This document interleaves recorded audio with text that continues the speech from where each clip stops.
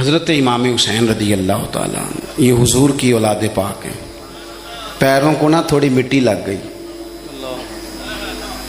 عمر جوانی کی تھی، داڑھی مبارک ساری سیاہ تھی، کالی تھی. حضرت ابو ہریرہ ان سے سالوں بڑے تھے، امیر المومنین فی الحدیث. حضرت ابو ہریرہ نے دیکھا کہ امام حسین کے مقدس قدموں کو مٹی لگ گئی. کسی سے بھی کہا جا سکتا تھا ذرا امام صاحب کی توجہ کرانا، یہ ذرا مٹی اتار دینا، لیکن حضرت ابو ہریرہ جھٹ سے اٹھے، اپنی پگڑی کھولی، اس کا پلو لیا اور حضرت امام حسین کے پیروں سے مٹی صاف کرنی شروع کر دی.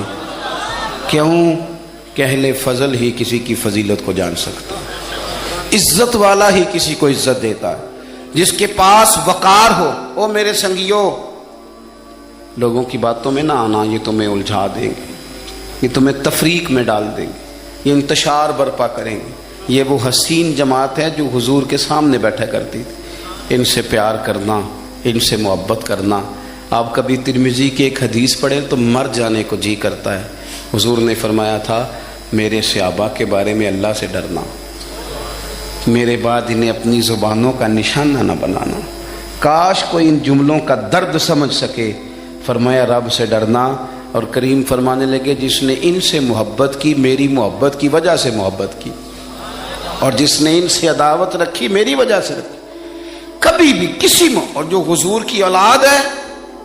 صحابہ کرام نے ایک جگہ کچھ نذرانہ جمع کیا اور جمع کر کے کہا کہ حضور کی بارگاہ میں پیش کرنا ہے.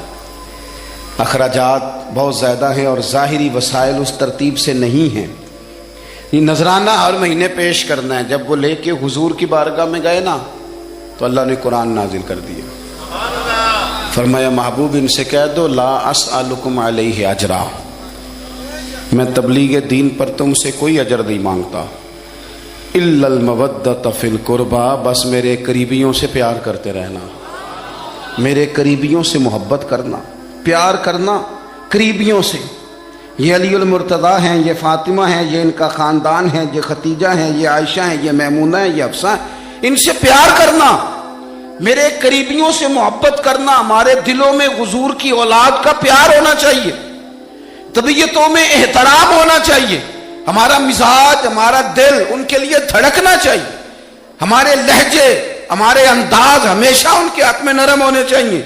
میں کہہ چکا ہوں سید کا صرف عقیدہ ٹھیک ہونا شرط ہے، باقی آپ تحقیق اور تفتیش میں نہ پڑیں، وہ جانے رب جانے.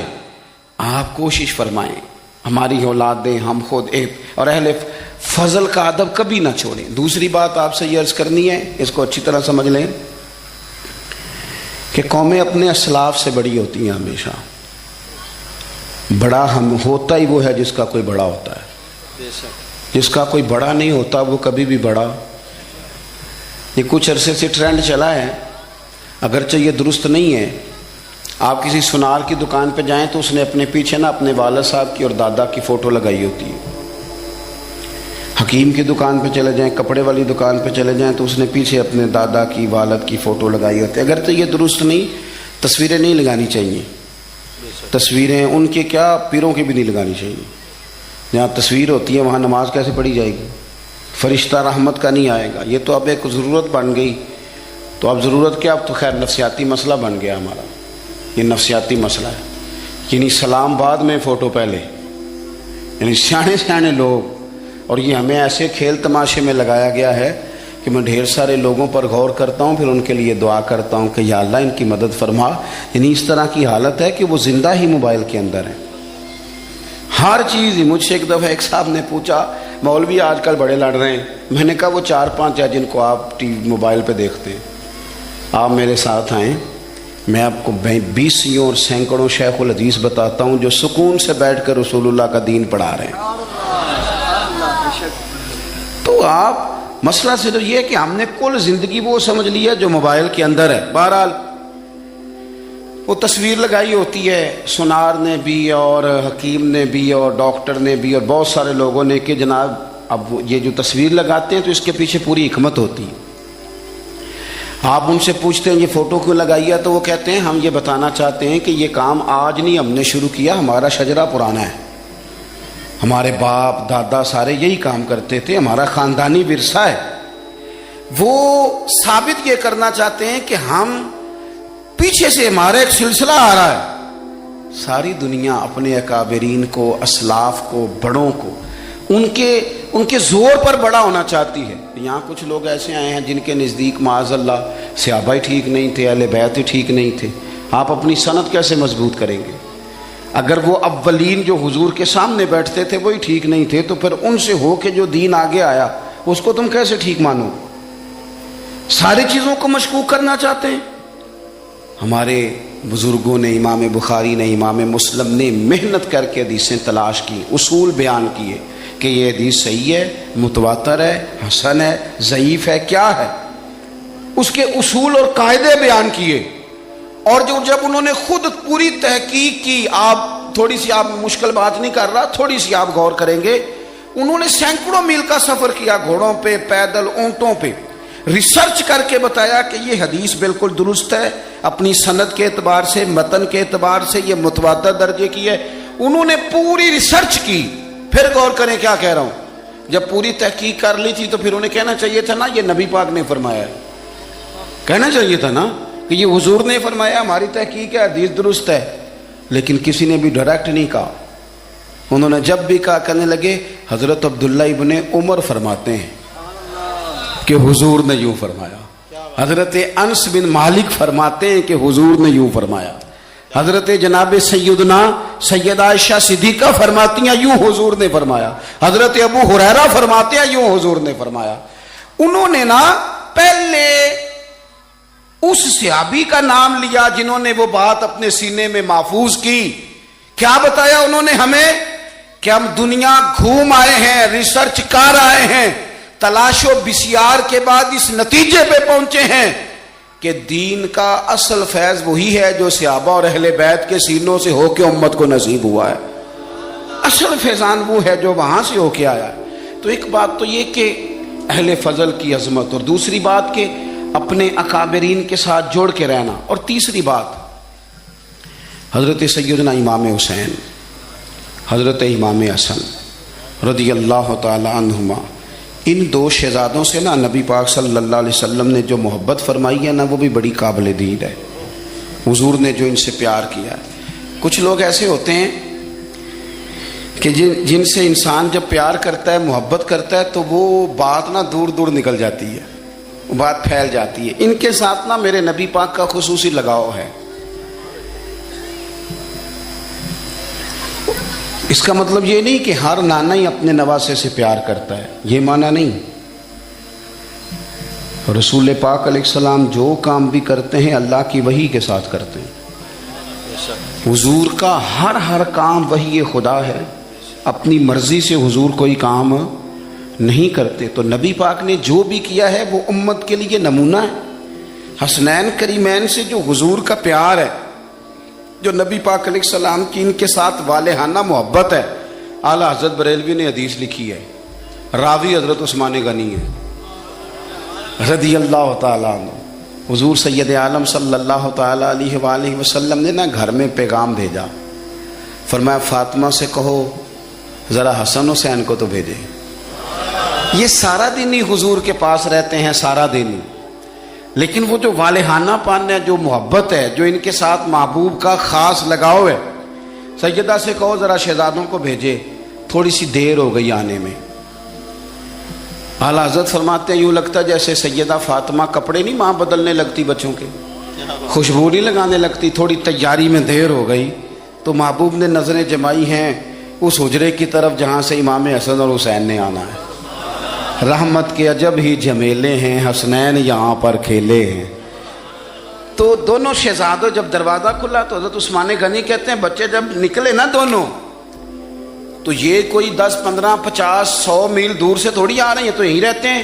محبوب کے قرب خاص میں انہیں سایہ کرم ہر وقت نصیب ہے. لیکن نبی کریم علیہ السلام کا جو والہانہ پن ہے، جو ان کے ساتھ حضور کا رشتہ محبت ہے، جیسے ہی دونوں شہزادے آئے حضرت عثمان غنی فرماتے ہیں محبوب نے مقدس گھٹنے زمین پہ رکھ دیے اور دونوں بازو کھول دیے. ایک شہزادہ اس سینے سے لگ گیا اس کندھے سے، ایک اس کندھے سے لگ گیا. اور پہلے بھی حضور پیار کرتے تھے، پر آج تو رخ ہی بدل گیا بات کا۔ اللہ کے پیارے حبیب علیہ الصلوۃ والسلام فرمانے لگے، اے اللہ، یہ دونوں شہزادے کندھے سے لگے ہوئے، حضور فرمانے لگے، اے اللہ، میں ان دونوں سے محبت کرتا ہوں، تو بھی ان سے محبت فرما۔ اور کہا، اے اللہ، جو جو میرے حسن حسین سے محبت کرے تو ان سب سے محبت فرما، تو ان سب سے پیار کر جو میرے حسنین سے پیار کرے۔ اللہ کے پیارے محبوب علیہ السلام کی محبت جب حضور کو، بھائی جس چیز کی طرف محبوب نے ایک دفعہ دیکھا ہے نا، وہ غار ثور میں حضور ایک دفعہ گئے ہیں، 3 دن قیام کیا، ایک دفعہ گئے، تو ہمارا تو کئی بار جانے کو دل کرتا ہے۔ جہاں حضور تھوڑی دیر قیام فرمائیں اس جگہ سے پیار ہو جاتا ہے، اور جن شہزادوں سے حضور اس والہانہ انداز میں پیار کریں، ان کی محبت، ان کا پیار ہمارے دلوں میں ہونا چاہیے، اور کچھ نہ ہمارے جذبات ہونے چاہیے، کچھ ہمارے جذبات میں والہانہ پن ہونا چاہیے ان شہزادوں کے لیے۔ آج کل نا ہمارے ہاں دور ہے تقریروں کا، پوسٹیں لگانے کا، اپنی اپنی اور ویسے بھی جو ہم لکھ رہے ہوتے ہیں، جو بول رہے ہوتے ہیں، وہ اپنے لیے نہیں ہوتا، الا ماشاءاللہ، وہ تو سامنے والے کے لیے ہوتا ہے۔ وہ تو حضرت مجدد الفسانی رحمۃ اللہ علیہ کے حالات پہ ایک سیرت نگار نے لکھا ہے کہ آپ نے ایک شخص کو نا اپنے سلسلہ نقشبندیہ میں اجازت دی کہ اب آپ بھی آگے اللہ اللہ بتائیں، تربیت کریں، یہی طریقہ ہوتا تھا، تو ان کو خلافت دے دی، اب وہ سلسلہ طریقت میں آگے اشاعت سلسلہ کا کام کریں گے۔ کچھ عرصے کے بعد وہ خلیفہ صاحب نے حضرت شیخ کو خط لکھا تو کہنے لگے، حضور آپ نے فقیر کو اجازت دی تھی، اب میں تقریر بھی کرتا ہوں، تدریس بھی کرتا ہوں، تصنیف بھی کرتا ہوں۔ تو حضرت فرمانے لگے، آپ بہت اچھے کام کر رہے ہیں، رب آپ کو برکت دے، پر یہ سارا کچھ تو آپ لوگوں کی اصلاح کے لیے کر رہے ہیں، کچھ اپنے لیے بھی کرتے ہیں، رات کو تہجد میں اٹھ جاتے ہیں، کچھ اللہ کے حضور رونا نصیب ہو جاتا ہے، کچھ آپ کو درود و سلام کی کیفیات نصیب ہوتی ہیں، یہ تو جو کچھ ہے الحمدللہ بہت اچھا ہے، قابل تعریف ہے، پر یہ تو آپ خدمت دین کا کام کر رہے ہیں نا، لوگوں کی، آپ اپنے لیے کیا کر رہے ہیں؟ یہ بھی تو مقام غور ہے۔ بہت ساری چیزیں آج ایسی ہیں جو تقریروں میں، تحریروں میں، لیکن ہمارے پرانے بزرگ جو تھے ان کا رنگ اور تھا، ان کا انداز والہانہ تھا، والہانہ۔ میں نے کئی دفعہ سنائی ہے بات، پھر سناتا ہوں۔ بڑی عید پہ نا میرے والد صاحب چاول لائے، غریب گھر تھا تو ثابت چاول اور بہترین چاول کم ملتے تھے، تو جو زیادہ اچھے چاول تھے اماں جی نے ایک دفعہ پکائے تو وہ بڑے اچھے لگے، تو سب نے جو لوگ کمزور ذہن رکھتے ہیں ساری زندگی فیصلہ ہی نہیں ہوتا، کوئی ڈرتے رہتے ہیں، سہمے وقت گزارتے ہیں اپنے آپ کو فکری، یہ جو ایمان ہوتا ہے یہ بندے کو طاقتور کرتا ہے، بندہ مضبوط ہو جاتا ہے۔ مجھے بتائیے نا، جب ایمان پکا ہو کہ روزی دینے والا اللہ ہے، تو پھر بندہ کسی مالدار آدمی کے پیچھے کبھی بھاگتا ہے، کبھی کسی بڑے آدمی سے ڈرتا ہے؟ جب اسے پتا ہو کہ عزت اور ذلت اللہ کے دست قدرت میں ہے، پھر وہ سیاستیں، سازشیں، یہ کام کرتا ہے۔ تو پہلے تو مضبوطی ایمان درکار ہے ہماری بچوں کے اندر، ہمارے مزاجوں کے اندر۔ جب تک وہ مضبوطی ایمان، حضرت مولا علی شیر خدا کرم اللہ تعالی وجہہ الکریم ایک دفعہ بڑے علیل ہو گئے تھے، کمزوری آ جاتی ہے، بندہ بیمار ہو جاتا ہے۔ تو ہمارے ہاں بیمار لوگ بعض اوقات ایسا جملہ بولتے ہیں جو کفر کے زمرے میں چلا جاتا ہے۔ آپ پریشان ضرور ہیں، تکلیف میں ضرور ہیں، لیکن آپ بات وہی کریں گے جو شریعت اجازت دیتی ہے۔ حضرت علی شیر خدا شدید علیل تھے، ایک صحابی تیمارداری کرنے گئے تو حضرت مولا علی کا چہرہ دیکھ کے پریشان ہو گئے، کہنے لگے آپ تو بڑے سخت علیل ہیں، اللہ خیر کرے، اللہ تعالیٰ آپ کو صحت دے۔ تو حضرت علی کہنے لگے تو فکر نہ کر، مجھے اس بیماری سے کچھ بھی نہیں ہوگا۔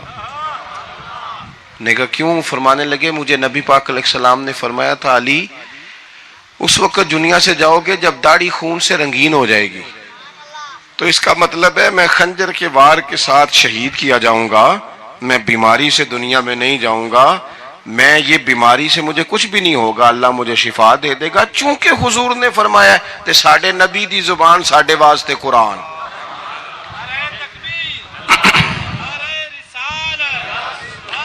تو سب سے پہلے تو اپنے ایمان کے اندر، توکل کے اندر مضبوطی پیدا کریں.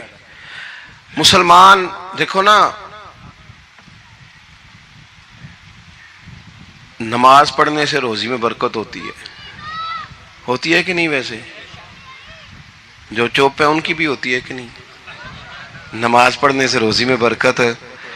تو پھر اس کا مطلب یہ ہے کہ جب ٹائم آئے نا نماز کا، تو گاہک جتنے مرضی کھڑے ہوں پھر دکان بند کرنی چاہیے، پھر نماز پڑھنی چاہیے، کیونکہ روزی تو اللہ نے دینی ہے، گاہکوں نے تو دینی. تو سب سے پہلے ضروری ہے مضبوطی ایمان. میری طرف دیکھیں جی، آپ ویڈیو ضرور بنائیں پر میری طرف بھی تو دیکھیں نا جی. اللہ آپ کو خوش رکھے. موبائل اللہ تو مہنگے دے وے، پر ساری دیڑی یہ کام تری نہ کروں. آپ بنائیں ضرور، میں ویڈیو بنانے سے منع نہیں کرتا، سارے بنائیں بے شک، پر دیکھیں میری طرف، میری بات پر غور کریں. دوستو، مضبوطی ایمان، توکل، اللہ کی ذات پر بھروسہ. آپ کبھی میدان کربلا کا پورا نقشہ اپنے سامنے رکھیں نا، پورا نقشہ. دو چیزیں ہیں. امام حسین کو نظر آ رہا ہے اب شہادت ہو جائے گی، اتنی بڑی فوج آئی ہے، خدا کی حکمت کے تقاضے سمجھ میں آ رہے ہیں، حالات کیا ہوں گے سمجھ آ رہی، پر ایک لمحے کے لیے بھی ان کا توکل کمزور نہیں ہوا. اپنے رب پر جو مضبوط بھروسہ ہے، مضبوط. سیدہ طیبہ طاہرہ حضرت فاطمہ الزہرا رضی اللہ تعالی عنہا نا اونٹ کے بالوں کی بنی ہوئی چادر اوڑھ کر چکی پیس رہی تھی. یہاں بیویاں بڑا روتی ہیں، غریبی بڑی ہے، بڑی غریبی ہے. حالانکہ اب کون بندہ پیبند والے کپڑے پہنتا ہے جی، دور ہی گزر گیا. اب تو بڑی مشکل سے وہ لوگ ملتے ہیں جو جوتا ٹوٹ جائے تو گانٹھ کے پہنے، ورنہ تو نئے جوتے آ جاتے ہیں. حضرت سیدہ پاک اونٹ کے بالوں کی بنی ہوئی چادر اوڑھ کے چکی پیس رہی تھی. نبی پاک صلی اللہ علیہ وسلم نے دیکھا، آنکھوں میں آنسو ضرور آئے، پر محبوب نے فرمایا فاطمہ دنیا میں تھوڑی سی تکلیف برداشت کرو، قیامت کی ساری عزت اللہ آپ کو ہی عطا فرمائے گا.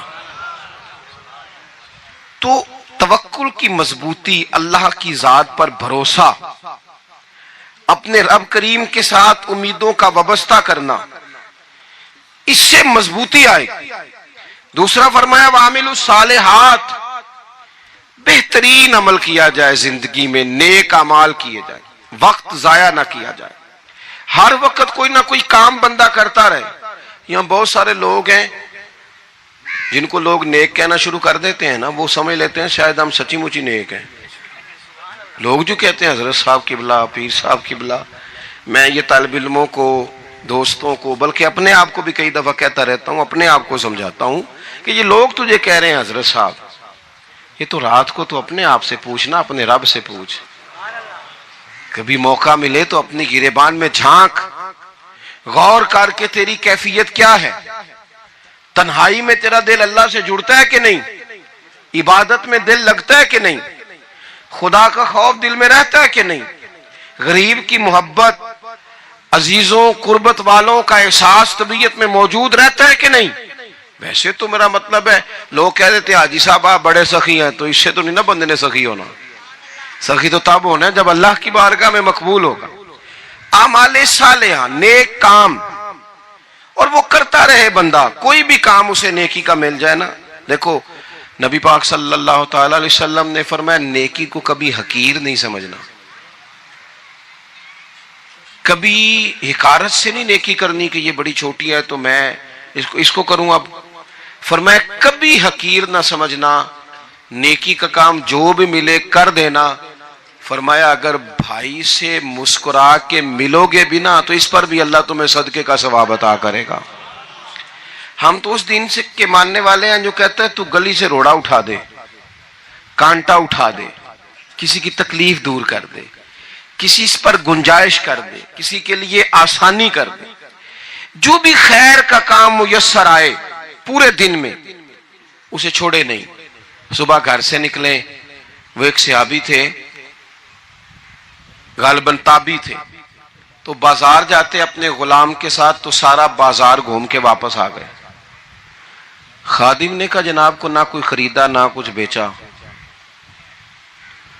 تو آپ سارا بازار گھوم کے آ گئے. فرمانے لگے تیرا کیا خیال ہے؟ میں نے کچھ بھی نہیں کیا. کہا جناب پھر کیا کیا ہے؟ فرمانے لگے تم نے دیکھا ہے جو بندہ بھی گزرا ہے میں نے اس کو کہا السلام علیکم. تو کتنی کو نیکیاں میں جمع کر کے آ گیا ہوں. کوئی خیر جو میسر آئے. ہم سمجھتے ہیں کہ شاید کوئی کروڑ کو روپیہ ہوگا تو پوری مسجد بناؤں گا تو پھر میں نے نیکی کر دی ہے. شاید جناب میں، حالانکہ یہ چھوٹے چھوٹے کام ہیں نا، چھوٹے چھوٹے کام، ان سے تو ان کی تو زیادہ ضرورت ہوتی ہے، ان کی تو زیادہ حاجت ہوتی ہے. کوئی آپ رستے میں گزر رہے ہیں تو نیچے کوئی کھڈا بنا ہوا ہے تو اس پر ہم کیا کرتے ہیں؟ گاڑی میں بیٹھ کے تبصرہ کرتے ہیں اے روڈ کھورے کدوں بننا ہے. بھئی یہ کھڈا ہے نا تو آپ نیچے اترے نا، تو آپ دھابڑا لیں نا، کئی پکڑے نا، یہ تو 5 منٹ کا کام ہے. یہاں آسانی کر دیں نا، آپ اس میں گنجائش کر دیں. حضور سید عالم علیہ السلام نے فرمایا، امام راضی نے حدیث لکھی ہے، قیامت کے دن ایک بندے کو اللہ معاف کرے گا تو مالک وہ بندہ عرض کرے گا یا اللہ میں تو بڑا گنہگار ہوں، کس وجہ سے معافی ہوئی؟ فرمایا رات کے وقت تو گزر رہا تھا، تیرے پیر سے روڑا ٹکرایا تھا، تو نے اٹھایا ادھر ادھر دیکھ کے کہ کوئی اللہ کے کسی بندے کو تکلیف نہ ہو جائے. کہ مالک کو ہو وہ تو میں نے زمانہ بیت گیا، کوئی اتنی بڑی بات بھی نہیں سمجھی. تو رب کریم نے فرمایا تو رات کے اندھیروں میں بھی میرے بندوں کا خیال رکھتا تھا تو میں تیرا خیال نہ کروں؟ کوئی عمل ہمارے ہاں لوگ کوئی کام نہیں کرتے، بالکل نہیں، کوئی کام نہیں، نہ بڑے نہ چھوٹے نہ سمجھدار نہ ان پڑھ، کچھ بھی نہیں. نشستن گفتن برخاستن، بیٹھو راج کے گپے مارو، تبصرے کرو فلانا کچھ نہیں کر رہا فلانا کچھ نہیں کر رہا، اس کے بعد اٹھ کے چلے جاؤ. کچھ کریں، وعملوا الصالحات، نیکیاں جمع کریں زندگی میں، خزانہ بنائیں، خزانہ. اپنی ڈیوٹیاں اپنی ذمہ داریاں پوری کریں، ہر وقت کام، ہر وقت ذمہ داری، ہر وقت ڈیوٹی. دیکھیں نا امام حسن اور حسین، ان کی آپ کبھی زندگی کا مطالعہ کریں. فرض نماز کے علاوہ 100 رکعت نماز نفل روز پڑھنی ہے. پتہ کرنا ہے غریب کہاں کہاں ہیں، ان کا خیال رکھنا ہے، اور نیرے پیسے نہیں دینے. ہمارے لوگ غریبوں کو پیسے ضرور دیتے ہیں، عزت نہیں دیتے. ان کو 4 پیسے کی مدد ضرور کر دیتے ہیں پر عزت نفس کا خیال نہیں رکھتے. امام زین العابدین رضی اللہ تعالیٰ عنہ فرماتے ہیں، گزر رہے تھے، آپ دیکھیں نا امام غزالی حدیث لائے ہیں کہ بندہ اور کچھ نہ کرے، کسی مومن کا دل راضی کر دے تو اللہ 60 سال کی نفلی عبادت کا ثواب عطا کرتا ہے. دل بدستاور کے حج اکبر است، از ہزارہ کعبہ یک دل بہتر است. کسی کا دل خوش کر دینا، اس کو راحت دے دینا، اس کو قرار دے دینا، اس کے لیے کوئی ایسا سامان کر دینا کہ بندہ مطمئن ہو جائے، سکون ہو جائے. یہ ہمارے ہاں جو لوگ ہوتے ہیں نا سرکاری ملازمین، ڈیوٹیوں والے، ان کی طبیعتوں میں تلخی ہوتی ہے. یہ اگر صرف پیار کرنے لگ جائے نا، میں کچھ میڈیکل سے وابستہ لوگ میرے احباب میں سے ہیں تو میں ان سے کہتا ہوں کہ شفا تو اللہ نے دینی ہے، چلو تم دوائی تو ہنس کے دیا کرو نا، تم آنے والے کی بات تو توجہ سے سنو. وہ بیچارہ اپنی بات، ہمارے ایک بزرگ تھے تو تعویذ لکھا کرتے تھے، بڑے عالم تھے. مجھے کچھ تھوڑی سی نا میرے دل میں ان کے بارے میں خفگی رہتی تھی کہ آپ اتنے بڑے عالم ہیں، آپ کتاب لکھیں، آپ تعویذ لکھ رہے ہیں، اور پھر لوگوں نے کمائی کرنی ہوتی ہے، آپ تو مفت دیتے ہیں سارا کچھ. اتنی لمبی ڈیوٹی، سارا دن بیٹھے رہتے ہیں آپ اور لکھتے تعویذ ہیں، پڑھائیں آپ. میں نے ایک دن ان سے گزارش کی، میں نے کہا شیخ آپ بڑے آدمی ہیں، جن لوگوں کو اللہ نے رسوخ فی العلم عطا فرمایا ہوتا ہے ان میں سے آپ ہیں. اللہ نے آپ کو پختگی دی ہے علم میں، شعوری عالم میں، آپ سارا دن تعویذ. فرمانے لگے یار میں تعویذ نہیں لکھتا، اصل مسئلہ یہ ہے کہ جو تعویذ لینے آتا ہے وہ اپنا سارا دکھ سناتا ہے. تو میں تعویذ نہیں لکھتا، میں نا بس لوگوں کے کلیجے ٹھنڈے کرتا ہوں. میں کسی کا، اب تو بچوں کے پاس ٹائم ہی نہیں، وہ تو ابا کا دکھ نہیں سنتے، بالکل نہیں. وہ تو ڈھونڈتے ہیں کوئی کونا ملے تو جا کے موبائل دیکھیں، وہ تو بیٹھتے ہی نہیں. اماں کہہ رہی ہوتی ہے کہ پتر کو 10 منٹ میرے پاس بھی بیٹھا کر، لیکن پتر مصروف بڑا ہے، ویڈیو چڑھانی ہے اس نے، ٹک ٹاک بنانا ہے اس نے نئی تصویر چڑھانی، ہم الجھ گئے۔ یہ چیزیں انسان کو نفسیاتی طور پر کمزور کر دیتی ہیں۔ جو لوگ زیادہ یہ کام کرتے ہیں ان کے حافظے کمزور ہو جاتے ہیں، وہ الجھ جاتے ہیں، انہیں پتہ نہیں ہوتا رات میں نے کیا کہا تھا، صبح میں کیا کہہ رہا ہوں۔ ہر وقت نہیں، ضرورت کے وقت، ہر ٹائم نہیں، مخصوص اوقات میں۔ حضرت امام زین العابدین رضی اللہ تعالیٰ عنہ فرمانے لگے، ہم گزر رہے تھے، امام حسین ساتھ تھے، تو رستے میں نا کچھ غربا، غریب لوگ بیٹھ کے کھانا کھا رہے تھے۔ کہتے ہماری ان پر نظر پڑی تو انہوں نے حضرت امام حسین رضی اللہ تعالیٰ عنہ سے کہا، حضور آئیے، تشریف لائیے، کھانا کھائیے۔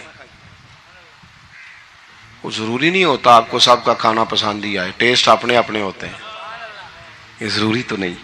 کھانا پسند نہ بھی آئے تو دل تو پھر بھی راضی رکھنا چاہیے نا۔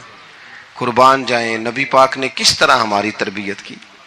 حضرت عائشہ صدیقہ رضی اللہ تعالیٰ عنہ فرماتی ہیں، کریم محبوب کا میں نے یہ طریقہ دیکھا کہ اگر کھانا ناپسند ہوتا تو چھوڑ دیتے، پر کبھی اس میں سے نقص نہ نکالتے، عیب جوئی نہ کرتے۔ گرمی کے موسم میں کھڑی ہے بیچاری خاتون، اور کتنی مشقت سے اس نے کھانا بنایا، اور کتنی گرمی سہی ہے چولہے کے سامنے، لیکن صاحب وہ کھانا رکھا ہے تو وہ کہتے ہیں یہ تو کی پکایا ہے، وہ کھانے والی چیز ہے بھئی، اس طرح کرنا، اب جو اگلی ہنڈی ہے وہ تو پکا، نہ تو کھڑا ہو۔ یہ پتہ چلے یہ کام کتنی مشقت کا ہے۔ زندگی میں کچھ تھوڑا سا دوسروں کا خیال رکھنا، یہ بھی تو دین کا حصہ ہے نا۔ آپ اپنی زندگی میں ہمیشہ اپنے لیے سوچیں، کسی اور کا سوچیں ہی نہ۔ تو میرے عزیز یاد رکھیں گے آپ، امام زین العابدین کہتے ہیں نبی پاک صلی اللہ تعالی علیہ وآلہ وسلم نے نا حضرت امام علی مقام کی، امام حسن اور حسین کی اس طرح سے کچھ تربیت فرمائی تھی کہ غریب پروری ان کے اندر رچ بس گئی تھی، مزاج بن گیا تھا۔ وہ غربا بیٹھے تھے، دسترخوان بچھائے سڑک کے کنارے، تو امام حسین گزرے تو انہوں نے آواز دی، امام صاحب روک گئے، کہنے لگے حضور تھوڑی روٹی نہیں کھا لیتے ہمارے ساتھ؟ تو امام صاحب آ گئے، نیچے بیٹھ گئے غریبوں کے ساتھ۔ کوئی جرت کرے نا، چلو امیروں نے تو غریبوں کے ساتھ بیٹھنے کی جرت نہیں کرنی، کوئی پیر ہی بیٹھ جائے غریبوں کے ساتھ، وہی مہربانی کر دے کہ میں پیر صاحب ہوں، قبلہ ہوں، تو میں ہی چلو لنگر کھا لوں مریدوں کے ساتھ بیٹھ کے۔ ہماری تو محفلوں میں بھی نا جی، نعت خانوں کا، مولویوں کا، دوسروں کا کھانا اور ہوتا ہے، اور غریب آدمی کو شاپر میں چاول ڈال کے دیتے ہیں اور ساتھ اسے کہتے ہیں یہ لنگر شریف ہے۔ بھئی اگر یہ شریف ہے، تبرک ہے، تو اے پیر صاحب نو نہیں سی لنگدا، اڑتا ہے گلے میں لنگر ان کو۔ یہ لنگر شریف جو ہے یہ نعت خان کو بھی تو گزرنا تبرک ہے کہ نہیں؟ ہاں نہ تو کرو نا، تو جیڑی زیادہ تبرک والی شے ہے وہ پیرانوں بھی تو کھانی چاہیے نا، نعت خان کو اس کے لیے لہدہ سے مرغ مسلم اعلیٰ کھانے۔ میں اکثر دوستوں سے کہتا ہوں چلو میلاد شریف پہ ہی صحیح، سب کے لیے اچھا کھانا پکاؤ۔ چلو جس غریبوں کے بچوں کو بیچاروں کو سارا سال وہ بوٹیوں کے لیے لڑتے ہیں، تم میلاد بھی اچھی روٹی پکا دو، تو بچہ جب کھائے گا نا بہت ساریاں بوٹیاں اور چاول، اور اپنے ابا سے پوچھے گا کہ ابا جی آج کی گل ہے، بڑا گوشت پہ لبد ہے، تو ہو سکتا ہے غریب باپ رو ہی پڑے اور اسے کہے پتر تو آج راج راج کے کھاج ساڑھے نبی پاک دا میلاد شریف ہے۔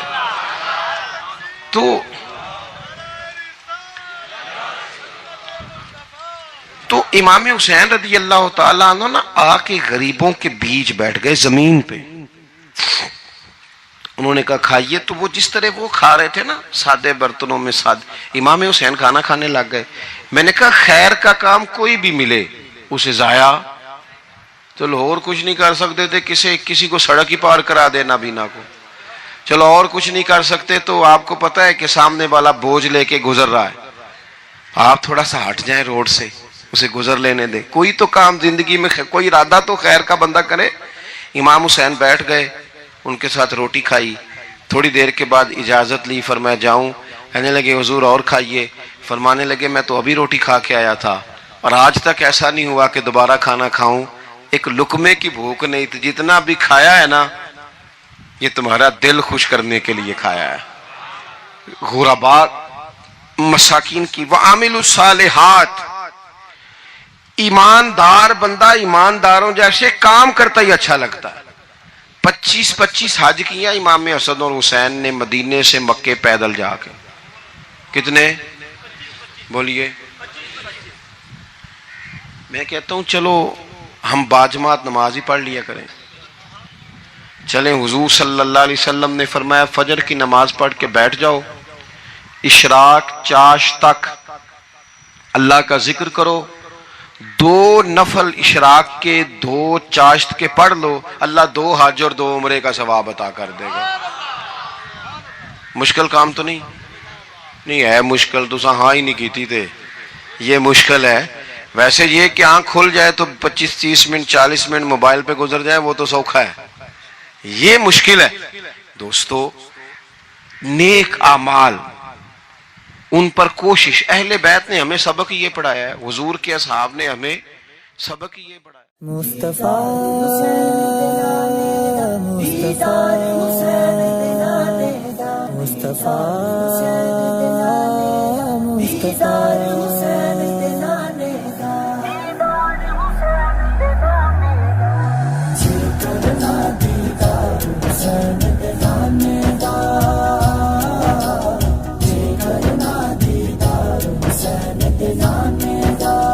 ہو جائے عاشق یار حسین دے نانے دا.